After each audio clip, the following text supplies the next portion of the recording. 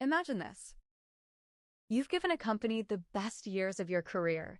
You've sacrificed weekends, relationships, sleep, all for the promise of a life-changing payout. 4 years. $4,200,000 in restricted stock units, about to vest. And then, 3 days before that date, your CEO calls you into his office and fires you. For performance reasons. They think they've just saved themselves $4.2 million. They're wrong. Because I'm the one they fired. And I didn't just walk away with the money. I took everything else too. Let's start from the beginning. My name is Jordan Hale. I joined NovaFin in 2019 as Vice President of Strategic Partnerships.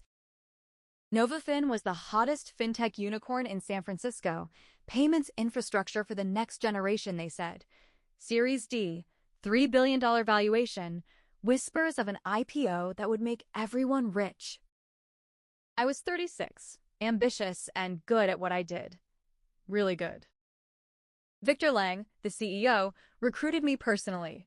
Charismatic, ruthless, always in a black turtleneck like he was auditioning for a Steve Jobs biopic. He shook my hand in the lobby and said, "Jordan, we're building the future of money. I want you on the rocket ship." I bought in. Completely. The offer was strong. $320,000 base, bonus, and, the real prize, 160,000 restricted stock units vesting over 4 years, with a 1-year cliff. At the projected IPO price, those RSUs would be worth north of $25 million.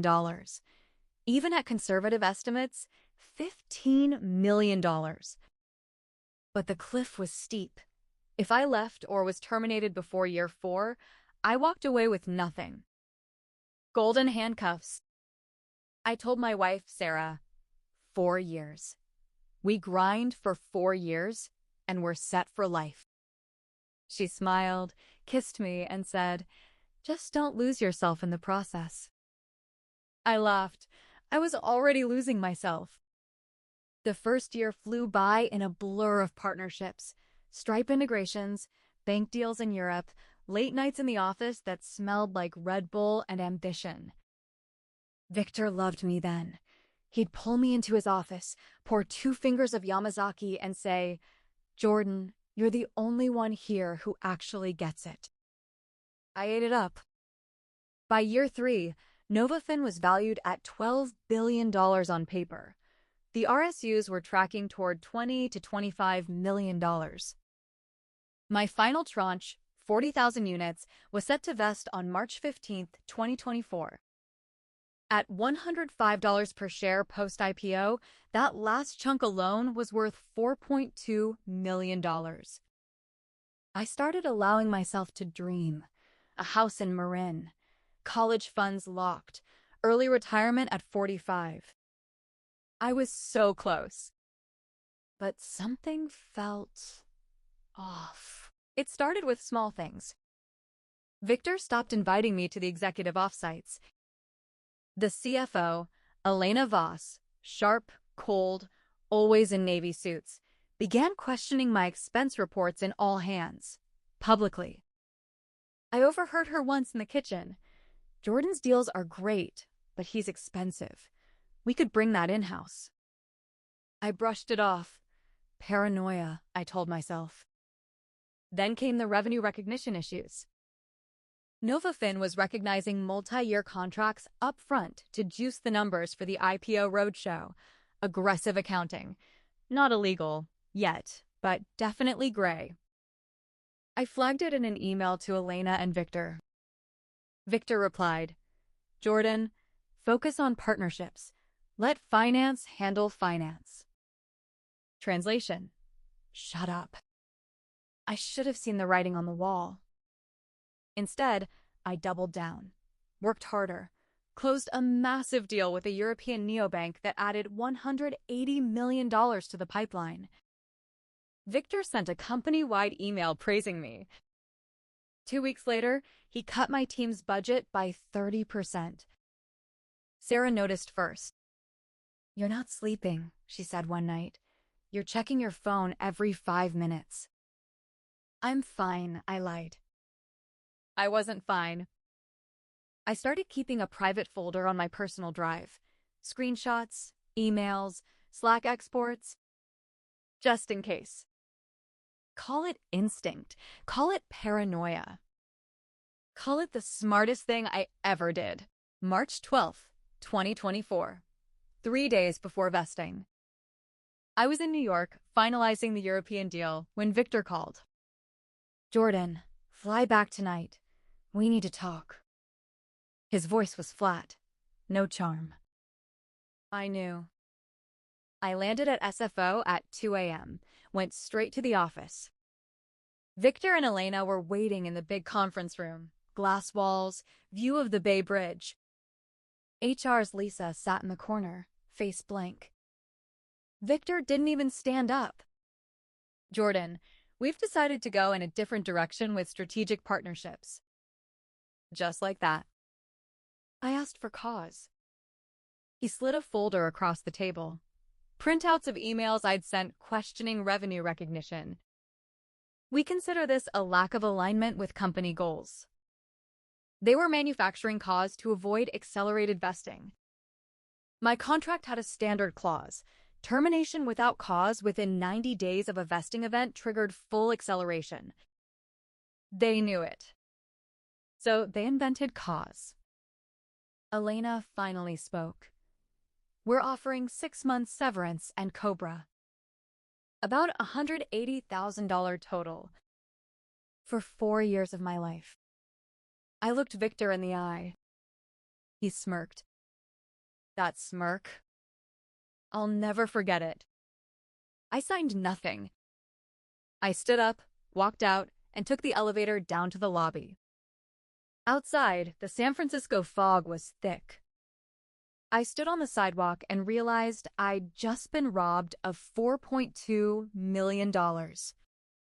And they thought I'd just disappear. The next 48 hours were darkness. Sarah held me while I stared at the wall. I didn't cry. I couldn't. I was too angry. Then the anger turned cold. Calculated. I called a lawyer, Rebecca Chen, the best employment litigator in the Bay Area. She read my contract, the termination letter, the cause folder. They're on thin ice, she said, but thin ice can still hold weight if we don't push carefully. We filed for arbitration immediately, faster than federal court, quieter. But quiet wasn't what I wanted. Not entirely. I started digging deeper into my private folder. There was more than just aggressive accounting. Victor had been quietly moving money into an offshore entity in the Caymans. Small amounts at first, then larger. Expense reimbursements routed through shell vendors. I found emails between Elena and a board member, Gregory Powell, private equity guy, discussing post-IPO liquidity events for themselves. They were planning to cash out hundreds of millions while the stock was high, then let it crash. Classic pump and dump, dressed up in hoodies and mission statements. I had proof. But proof is dangerous if used too early. So I waited. April 2024. The IPO roadshow was in full swing. NovaFin stock was priced to open at $92 to $95. My unvested shares would have been worth $4.2 million at open. Instead, I was home, unemployed, watching Victor do CNBC interviews about democratizing finance. Rebecca's arbitration was moving slowly. I needed leverage. I created an anonymous Proton Mail account. Sent the first breadcrumb to a Wall Street Journal reporter I'd met years ago, a single page from the Cayman documents. No note, just a subject line. NovaFin, worth a look? 2 days later, the reporter emailed back, "Who is this?" I didn't reply. Yet? I also reached out quietly to 2 board members I'd built relationships with, Priya Patel and David Park. Drinks. Off the record. I planted seeds. I'm hearing rumblings about accounting irregularities. Hope it's nothing. Their faces changed. Board members hate surprises, especially before an IPO. May 2024. The IPO launched.